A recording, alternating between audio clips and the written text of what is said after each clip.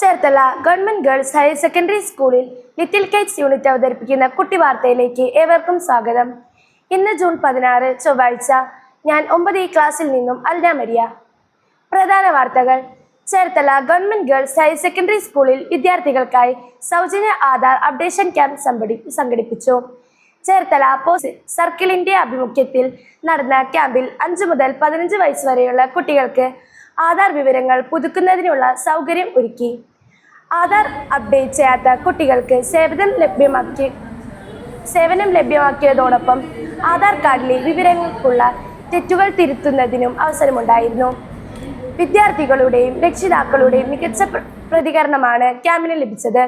നിരവധി കുട്ടികൾ ഈ അവസരം പ്രയോജനപ്പെടുത്തി ആധാർ വിവരങ്ങൾ പുതുക്കുകയും ആവശ്യമായ തിരുത്തലുകൾ നടത്തുകയും ചെയ്തു.